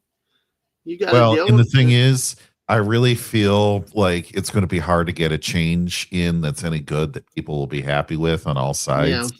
And the last thing I'm really crying about is anything that's unfair to these schools, with air quotes around schools, because we know that most of these kids are not getting any education at all. Right. The real thing is, I don't care about these programs because they're dirty and cheat and they're billion-dollar enterprises and all the rest. So why would I care about a billion-dollar enterprise like that? No, I don't. So on the one hand, I as a fan, I don't feel like it's good that these players just move every year. But until there's more guardrails and structure around it, I don't see the schools having any leverage on anything. No. And you know what? That might be for the best for the people that are putting their health on the line every week, or having to not spend any time with their family for months out of the year at a time, like the coaches. Yep. So, for all of them to say, I'm going to get paid and get out, that might be the best thing to do in the gladiatorial sport of the 21st century, is to just do your time and get out and say, forget about everything else, which it doesn't help the fan. But, I'm thinking of incentives and motivation. And they got to get I would do exactly what these players do. And if I were the coaches, hell yeah, I would go for the $100 million 8-year contract. Why wouldn't I? And if you're the schools, sorry, tough, too bad. You haven't proven that you deserve responsibility or any type of help to get this under control. My thing, though, is they should get back to 4 years. You have 4 years of eligibility. What had happened, it started with graduate transfers and then players that had been injured and stuff. And yeah, they in the old days, there were players that got hurt in the first game of the season. They lost a whole year of eligibility. There was a lot that was wrong before. But like Carson Beck graduated undergrad a couple years ago. He got hurt in the SEC championship game last year and then magically gets another year. It's like, they really need to limit it to 4 years and be hard with it. And not because it gradually, I think what happened was 2020 fouled a lot of stuff up because, that year was so jacked up and messed up. They gave them the they kind of loosened the rules a little bit between transfers and how long they could stay in school. They need to get back to 4 years hard. And like Deeple said, you get one transfer. Otherwise, then you set out, hey, Wes Cagle, Hell Sports Nerds. And Wes and I are supposed to be live tomorrow night on Squirrel Appreciation Day tomorrow. So, hey, protect those nuts for sure. And Deeple, congratulations to Indiana. May they never win another game ever again to restore balance to the force. I understand it.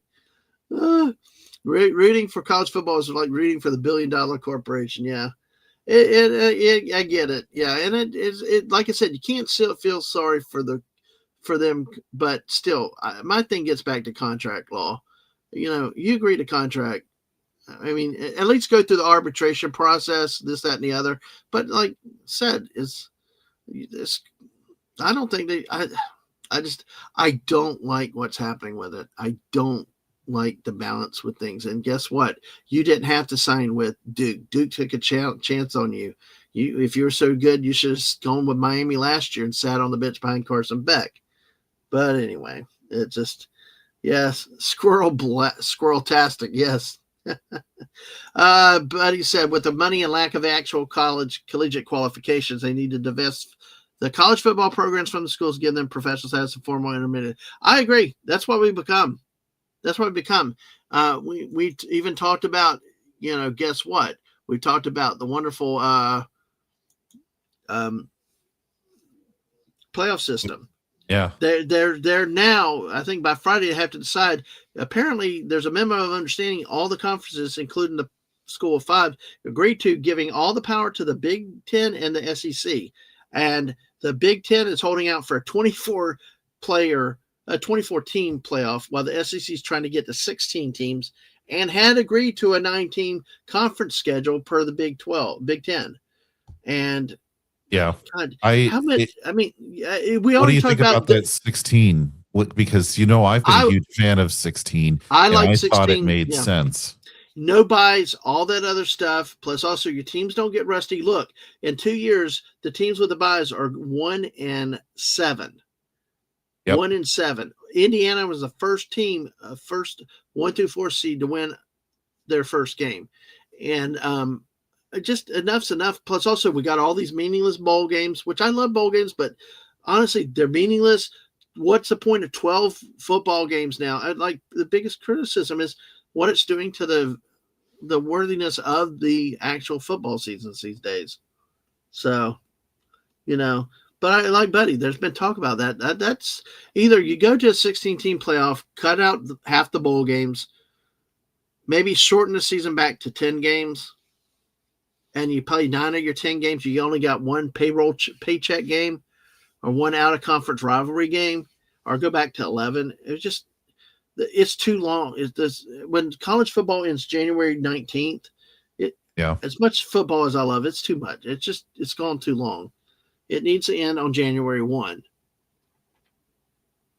That's old school. It should end January 1 in the Rose Bowl every year. Make the Rose Bowl the permanent, and it has to be that dumpy UCLA Stadium Rose Bowl. No, none of these other states. But anyway, we can talk. Well, like I said, we'll be talking about NIL transfer portal. We'll be watching that, Cates and others. Diego Pavi and Joey Aguilar and 20-something other players suing for additional eligibility because they spent time in junior college. And for more eligibility. So we will be discussing that more over the weeks. Let me real quick, JT. Let's fly quickly through the NHL real quick because I know we need to get sure out of here. I'll hold off on college basketball till next week though. But let's at least for Legatus, who's great here. We got the hockey, so let's see. And we're over halfway point of the season, and in the Eastern Conference, we got the Atlantic, Tampa Bay once again. Come on, Canada, and you Yankees. Tampa Bay is just all Islanders and Red Wings fans that have moved to Florida. Well, at least the Panthers are down on the bottom again. Can you Canadians and Yankees beat Tampa Bay? Florida should not.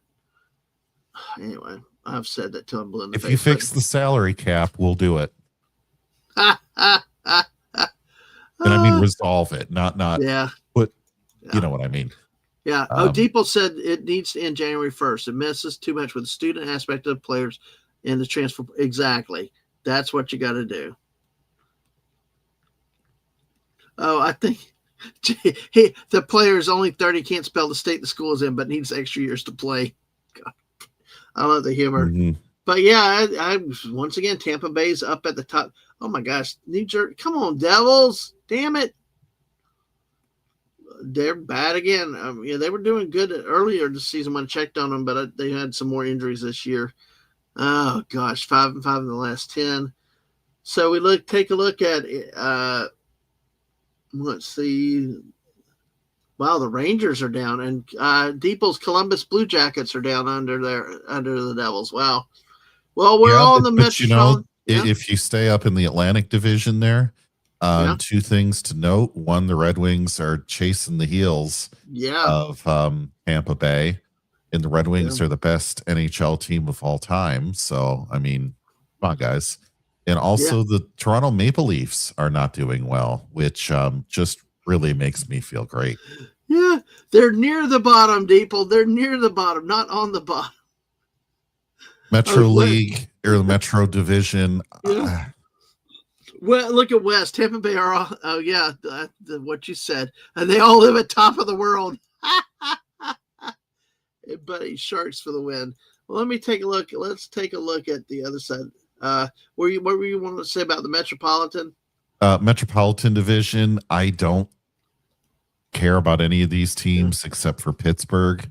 Yeah. So, okay. It's actually this is the most boring division, I think, out of all of them. It's like the AFC South, kind of. Yeah. Or the NFC South. Exactly, they're all like at 500 or under 500. Because like that, the Devils are at 52. Even Rangers are 48. They're only 6 points, 3 wins separate them from the Flyers. We'll look at the playoff picture in just a second. But in the Western Conference, follow Dave, your Colorado Avalanche, leading the whole conference at 76 points, far and away the best team. The Stars are back, good. Minnesota, at least it's not the Utah the Utah Hockey Club anymore. One of the things we also need to fix is put the Wings back in the West. Yeah, I agree with that. Moving them to the East was horrible for the sport. They need to be with the Blackhawks though too, because yes, they do. They should be with Chicago, and they should be move Nashville to the East. Yes, and move the Red Wings back into the West. Why is Nashville? Just don't get. They're an hour behind. I know. So still. Time zone, quote unquote. That's east. That's east enough, but anyway. But Nashville. Move. Winnipeg. Who else? You could move. I don't know. I don't care. Like about half those Eastern teams, but you've got so many decades of not liking Chicago, not liking Dallas, not liking Colorado as a Red Wings fan, and then you just don't get to play them anymore. Again, more times where natural rivalries are just blown up by expansion and stuff. So Buddy's Sharks are doing actually okay this year, and I guess I did not know this before, but they're now the Ducks again. They're not the Disney Mighty Ducks of Anaheim. Quack. Yeah, Ducks fly together. Deeple said that being a Columbus fan, not being the worst team is his only goal every year, basically. And yes, Metropolitan is a dumb name for a division. So, yes, it is. But you look, there's only one team over 30 wins or higher in all of the Western Conference right now. Yeah, and that's Colorado. Colorado, you got Carolina. God, I hate Carolina. But you got 3 in the East at Tampa Bay, Detroit, and Carolina. So let's take a look at the playoff standings here, because this is. And I'm not sorry for saying this. There's no reason that San Jose should have a hockey team. The LA Kings should have a hockey team. It's just as ridiculous as Tampa Bay having a hockey team. Well, look at this. This is the current playoff standings in the Eastern Conference. You got Tampa Bay, Detroit, and Montreal, and the Atlantic Metropolitan's got Carolina, New York, and Pittsburgh. The top 2 wild cards are Boston and Buffalo, so they've improved, although I know a Boston fan that really is very critical of his team and their personnel changes in recent years since they won the Stanley Cup. You want to know something crazy? Everybody hates Toronto, but look at Toronto. It was actually good. And West is a Flyers fan, so they're close. What's up? Well, Toronto has plenty of time to make the playoffs and lose in the first round like they always do. Yeah. You could be here in Metro Detroit and be a Red Wings fan, call it hockey. Like HAHKEY hockey. Then you go wherever you are in the metro area, you take the bridges or the tunnel, which, by the way, the Gordie Howe International Bridge is there, which is hilarious. Canadian played in the U.S., and this is like, who are we going to pick to unite both sides? The hockey player. But I can say hockey like that, and you go straight over that bridge, and everybody is saying hockey. Hockey. Look at and it's crazy the vowel difference. Oh, I know. It's all around the country. All over the country, yeah. But look at how this happens. Deeple's critical about this East-West stuff and the playoff structure.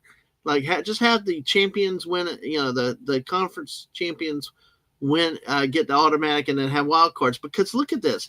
You got the Metropolitan and Pittsburgh with 57 points is actually in it because they're in the top 3 of their division. But Boston is a wild card at 58. And yet Toronto's just out of the playoffs at 56. It's weird how they do that. I don't like how they've done that. It's just in the Wings have a tougher time usually. Yeah, because they threw them in the best division. Yeah. But like Wes said, the division is pretty tight. The Metropolitan is pretty tight because you look at the Islanders are at 59, the Rangers are at 48. That's not, with about 32 games, that's not over. It's getting tough, but it's not over out of range. But you look at Pittsburgh at 57, the Devils are at 52. That's only 5 points. So the Metropolitan is a pretty tight competitive division. It's just, you got to start getting on a win streak at some point and getting up at least to the wild card position. But although it's more pointless to talk about hockey now than it is to talk about college basketball right now, because they'll be playing hockey clear into the 4th of July. It feels like, and that is too long of a season. No, I know. Well, but see, then again, at least in hockey, the 82 games, I think is a good thing. I think it's good length. But if they keep expanding playoff positions and adding more teams, then it's like, then why are we playing so many games? Buddy said Detroit should rename name to the RoboCops since they don't build cars where the wheels stay on. Jeez. Oh, got punched, JT. Got punched. We just need this whole conflict over on the other side of the planet to be over, so we can go back to hiring like all of the best Russians for our hockey team, and then we'll just beat everybody easily again. Oh man, yeah. Hey, it was so bad in the 90s. I just thought every single NHL player was supposed to have a Russian name. Yeah, that's too funny. But man, they had such a good 20-year run, just getting those guys in a pipeline straight to Detroit, and just they were loyal. They would stay with your team for forever. They were dedicated. They were just talented players. Not everybody was Russian, obviously, on those teams. You had Osgood as the goalie through the 90s and some stuff like that, right? But and you would just count on those guys for a long time, and they ruined it with the salary cap. They ruined it with moving the division. They've ruined that sport so much that I tell you, one of the biggest things it's one of the things that I think they've ruined it is the Vegas Golden Knights. Yes. How do you explain an expansion franchise that's been guaranteed like being in such perfect position since day one? I've never seen it. It's like, I know people are their Vegas fans are rightfully they defend themselves, but come on. I mean, even Tampa Bay was bad for a long time and had to get good. Vegas has just been, I mean, they've had very few down seasons, but it's just look at them again. They're leading the Pacific again. It's just one of the oddest things. Usually expansion teams don't get break. They're like Tampa Bay Buccaneers. But looking at it, this division this conference is a little bit worse. See, the Devils would only be 1 point out of the wild card position in this division, but it's kind of how it goes. Like with baseball, there's good and there's bad, and see, like Jess's Blackhawks still have a shot. I mean, they're not too far back, but season is getting late for sure. And yes, Depot, you don't have the worst team. Vancouver is the worst at 37 points. So, and Winnipeg, Tino's here. Winnipeg at 44. So, all right. Well, let's see. Let's go ahead and wrap up with that. Wes is laughing and saying I should go back to bed. Oh God, Jesse. Jeez, I was reading the graphic wrong. They put games played first. I was reading games played as wins as losses. Believe me, I've done that before. Yeah, I should go back to bed. I got you. Yeah. And the Vegas expansion screwed over Columbus. Yeah, they lost the quality of bench players when they had a good shot at the playoffs when we had Brad. Yeah, I just that whole. I've never seen an expansion team have so much success. I mean, the Jaguars in Carolina did for NFL teams because they both made the playoffs in their second year. And the Jaguars made the AFC Championship game, in fact. But they had to build it in the second year. They didn't get an all-star taking people's best players like what happened with Vegas. And then you just have a championship team skating around for years. Yeah. On those contracts. Yeah. Yeah. Now look at Vegas. No salary cap. I'm sure they can afford to pay out the wazoo out of in a city like Vegas. So, but I like Buddy's thing about calling the Detroit RoboCops. I think that's cool. We do have the statue. Although I did not get out and get a picture with it because it's colder than parts of Siberia right now up here. So I'm not getting out of my vehicle. I told Jess, I don't know how y'all live like that. And even further north to the Canadians, it's like, anyway. So the kids don't get school canceled on principle for most districts. Detroit Public Schools is a different situation, but most districts, you will not get a cold cancellation until you hit -20 with wind chill. What?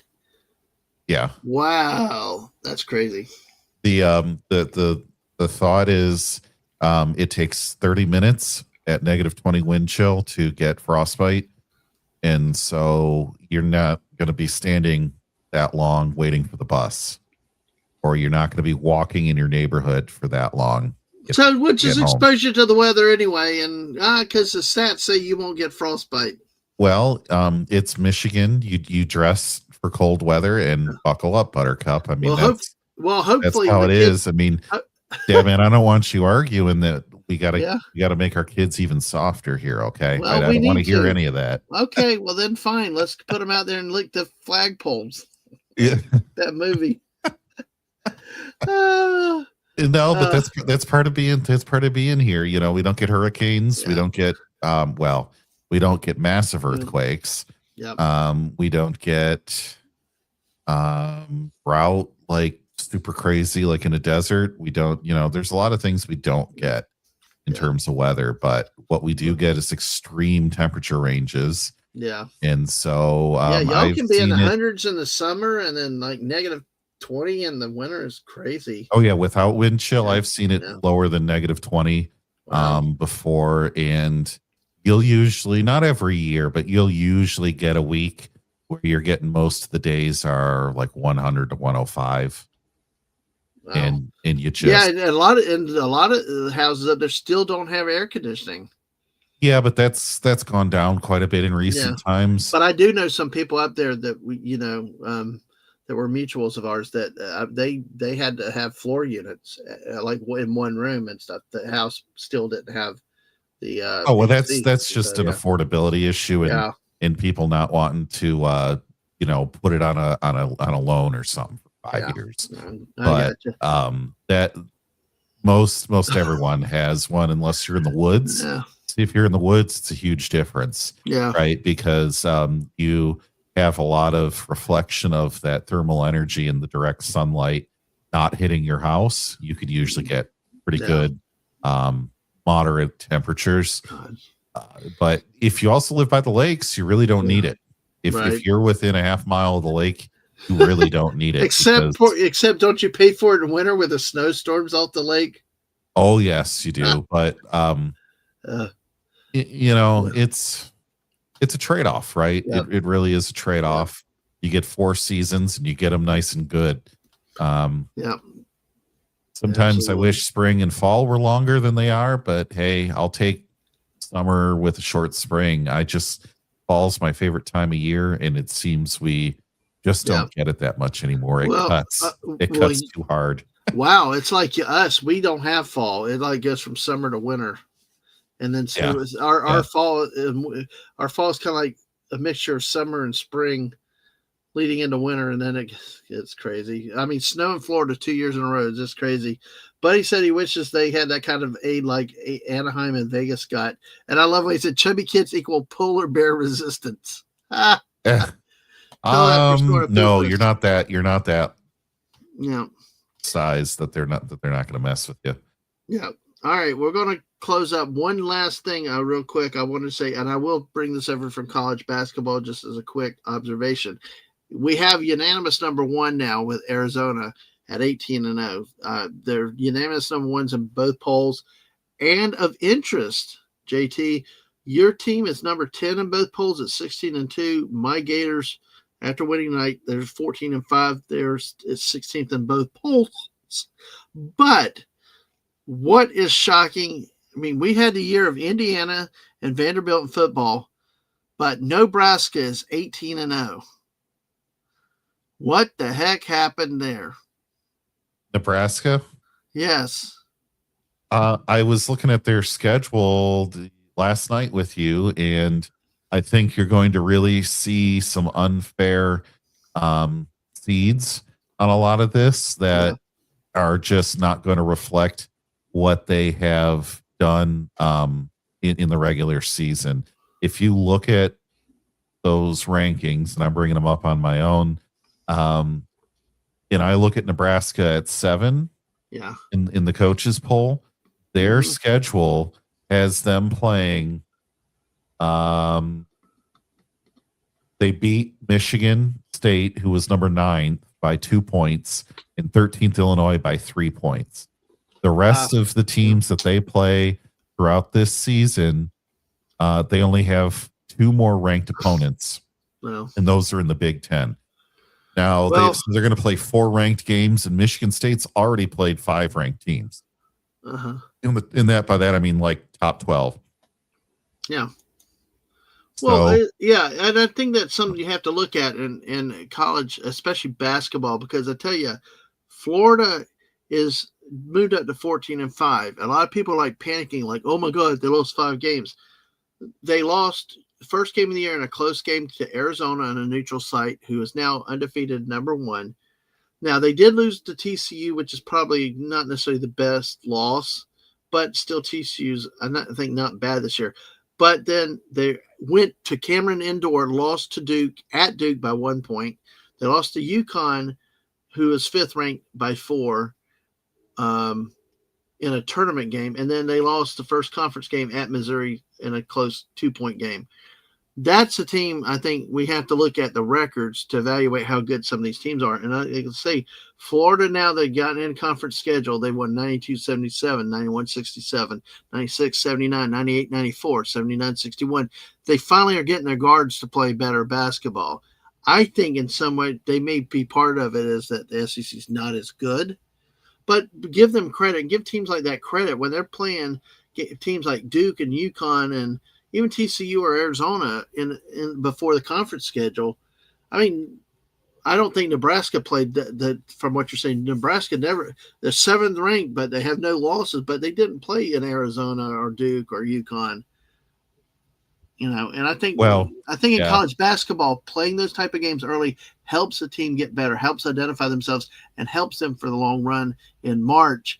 And because honestly, you can win all the games you want to in November. That's another sport that college basketball is starting way too earlier and earlier every year. It's going to be in October before long, but it doesn't matter how you play November, December, January. What you want is late February and into March. Well, that's when you want to be rocking it and at your best. So, all right, Figgy my plays. one thing here, I did want to hit. I know we're getting over on time here. I did want to hit that you're going to look at a couple teams here at the top. 5 at number 5, you have Duke. Tough schedule already played. Tough schedule coming up. Purdue at number 4. Same story. Tough schedule already played. Tough schedule coming up. Yeah, Big Ten Conference. Michigan. Same story. Now UConn is going to have a hard time. I believe they've already played 6 or 7 ranked teams, but nobody on the remainder of their schedule is ranked. So how you can keep. They should win every game. If they don't win every game, they're going to drop. Because the Big East is not the Big East of old, folks. Right. There is not a single ranked team left on their schedule. And if one of them does become ranked, it'll be like 20 to 25. Wow, even Marquette is not ranked, and they've been ranked. Villanova had big years. Butler. So even if they win and win out, they would have to win out to keep that number 2 spot. I just see the ACC and the Big Ten proving that there's better competition and better games being played. UConn will still probably end up top 10, but if they lose anything, they're really going to suffer on that. Arizona is the team that will not be number 1 going into March. I looked at their schedule. Looked at the schedule, and they have played. Florida was ranked too high, but they were 3rd. UCLA was 15. UConn was 3. Auburn was 20th. Alabama 12th. So they've already played 1, 2, 3, 4, 5 ranked teams. They have 7 more games against ranked opponents coming up. You cannot tell me they're going to go 12-0 against ranked opponents when let's see, all but one of those is away. Or all but 5 of those 7 ranked games are away. It is not going to happen. They have a tough schedule coming up where they're going to play BYU twice, who's 13th. They play at Kentucky and then home against Kentucky, do the 1-1. They're playing Iowa State. They're playing Houston at Houston. This is a tough schedule, and they're going to get beat up. I do not think that they're going to keep that number 1. I think you have a better chance at seeing somebody like maybe Houston or somebody in the Big Ten popping up there in the top spot. Yep.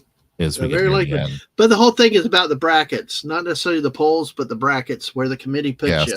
True. That's where you go. All right. Well, and JT, hey, look who showed up. I know we're getting out of here, but look who showed up. Figgy plays.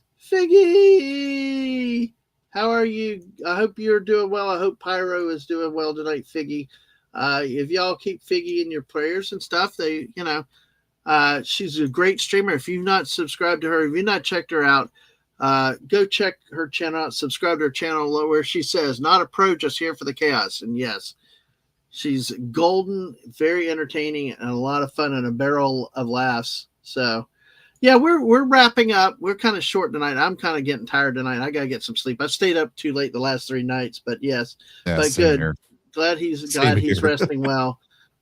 Oh, poor sleep. Yeah, well, he's been through a lot, Figgy. We know that, and we're praying for you and him, and let him get his rest and get his strength back. But you sound young and energetic as ever, and all kind of chaos when you returned to your streams yesterday. Didn't get by so much today, but yeah. So, folks, if you have not subscribed to Figgy Plays, go check her out. We did have her on once for a talk, chilling with one time. You can go back and watch that video. She's a blast. I could talk to her for 5 hours at a night because she's got so much to say and laugh about, folks. But the energy is there, so go support them. And thank you for coming by, Figgy. If I was not tired, I would either keep going this or we'd be doing some Fortnite. But you never know. Wes Cagle may say Fortnite, and I may say, okay, twist my arm. But yes. Exactly, but you all get it, and yeah, all just rebuilding mode for him. Yep, exactly. So check out her channel, give her some love, subscribe to her, check out the content. It's really fun. If you want positivity, like the Miss is very positive. Figgy is a lot of fun too. All right, with that, JT, any other thoughts? Any other things you want to say before we get out of here?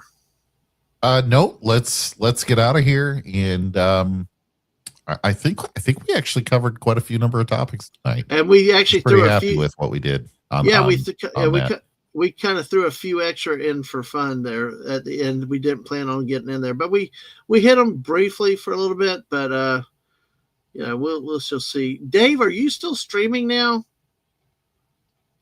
Are you still streaming? Fortnite is right for cheaters tonight. Okay, so what you're saying is just go to bed, right? I need my Star Trek skins. Okay, they've done Fox with the Simpsons. They've done who else? They did South Park, which is a Paramount owned property. They did somebody else who was also a Paramount owned property recently. I need my Landman skins. They've done Kill Bill. They've done Kill Bill also.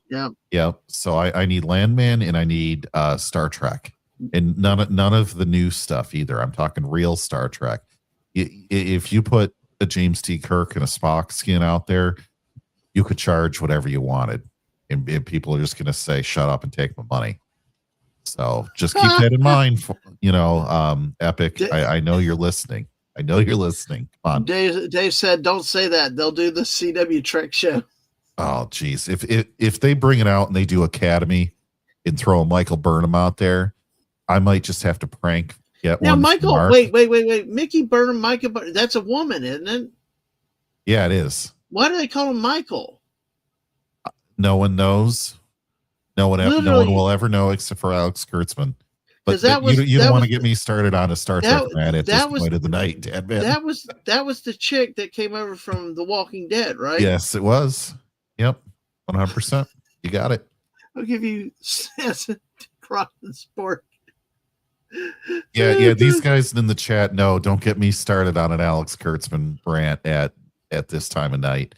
You get way more than you ask for on this, but listen, if they do this terribly and they bring out Michael Burnham and they don't bring out other people, I will get one for Mark and not tell him because he has a rule that he'll play the skin if somebody buys it for him. Yeah. So I already pranked him with a oh gosh, what was that one woman? One of the Kardashians was in it. I forget which one. Was it Kim or Chloe? Kim. I think I got him Kim Kardashian. So he played a couple times on stream. Well, look, he plays Mariah Carey, so that's but we enjoy the Mariah Carey one. That's all laughs. But if they get Michael Burnham, I'm going to have a laugh at Mark's expense on that one. Well, we may have to do a JT get unplugged one night about Star Trek because I'd love to hear it, and I mean we could go another 3 hours. I think the audience would love it. But Wes Cagle said, "I'm pissed. They have a DC section: Batman, Catwoman, Starfire, Beast Boy, Cyborg, but no Raven. Epic, where's my Raven?" And B from O will be off of Fortnite for a week, taking a break till next Wednesday. Okay, B from O, we'll miss you. Hopefully you can pop in the streams from time to time still, but yeah, I'm just getting ramped up to playing it again. So, but hopefully to see you. You're reading the chat again, aren't you? I'm looking at this comment. Our chat knows how to push all our buttons, Dadman. Yep. It's kind of bad at this point. I'm being We're gonna have nice. to get out of here, else they're just Well, gonna if keep this triggering was us Fallout until Dave one or of us Wes Cagle, explodes. I would have said something to him. But people, well played, sir. Well played. So, yeah, and Dave, that's the problem with the lobbies in Fortnite is that they put so much crap in there. So it's no Dave, Kim K. Yeah. Oh, so I did not realize this was the show on CW. I know people have been talking about Academy, but they're just saying it's like a CW show level of quality. Oh, okay. Well, I know it's the not one actually thing with on the CW. Well, what's a captain chick like laying like a teenager in that chair? I mean, is Academy on a starship? It's one and the same. So they put a bunch of recruits that don't know how to use a calculator for addition and subtraction out there on a ship and then go into a dangerous part of space and wonder when bad things happen. And then that ship morphs into the Academy when it lands. All the job training. Oh boy, that would be better. I can't even. There was a sexually explicit pose in the second episode that I won't go into until I get on to Teague's show, but that was also inappropriate. It's hard to say how long people will hold interest for the reviews that just blow it out of the water. Right now, there's not a lot of great movies coming out, being January and February, so people are kind of hungry for media.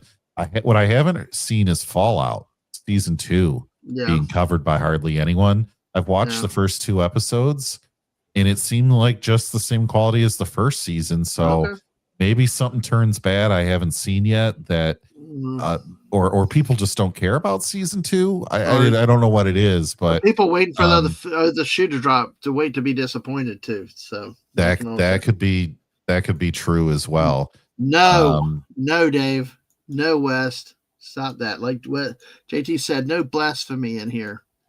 We'll put out Aretha on you. That's one of my favorite lines ever Where's in Raven? a movie. Darth Maul's lower half of the spider. Now, see, I might buy that. Yeah. Although I hate spiders too. It'd be creepy. So, anyway. You there, JT? My computer's taking a call. Yeah, I'm still here. Yeah, we're all still here. Yeah, I'm just trying to scroll down and it's like slowing up. So that means it's okay. It's maybe that's the signal we go to bed.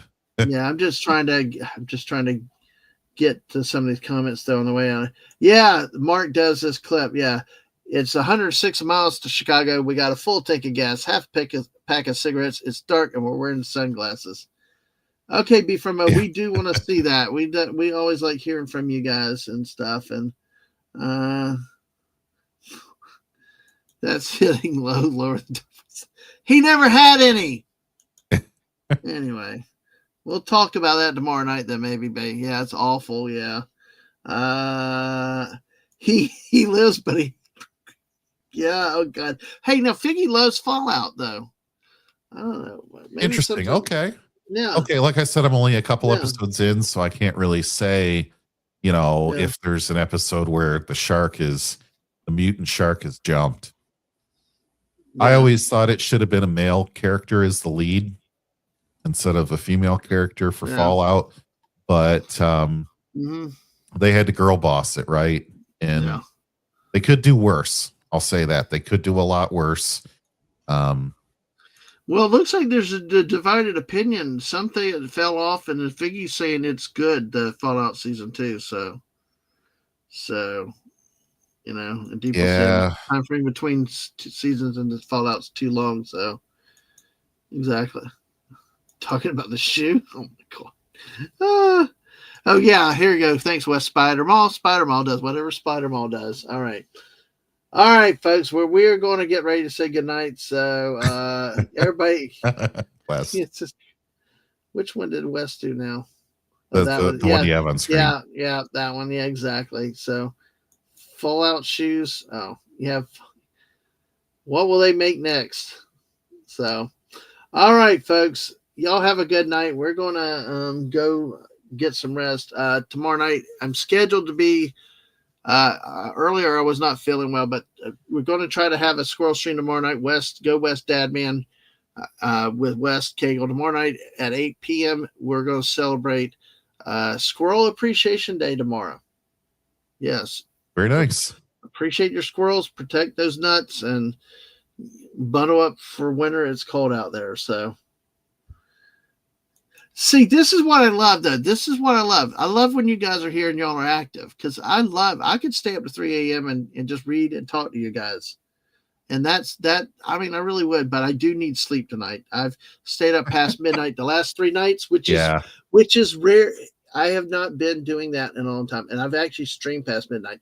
That means I'm getting in a good spot mentally and physically. I know it makes no sense. I get lectured about sleep all the time, but I'll sleep when I need to sleep. But it's been a great few days. It just, well, the thing is, you know how it works. The toll at work is, it's like, oh, yeah, 100%. So, yeah, absolutely. We're on Thursday. Oh, tomorrow night with West Cagle at 8 o'clock. On Thursday night at 8 o'clock, the Eclectic Goat, who was in the chat earlier, will be my guest. We'll be kicking around the topic, just having time of conversation at 7 p.m. on Thursday night. So hope to see y'all there for that. When I hit 1K Substar on fanfic reading, maybe. I mean, can you help me get that 1,000? I might even be willing to show pictures at that point. Careful. Have fun storming the castle. Oh God, Dave said we could debate the force to protect Spider-Man from a can of raid. Okay.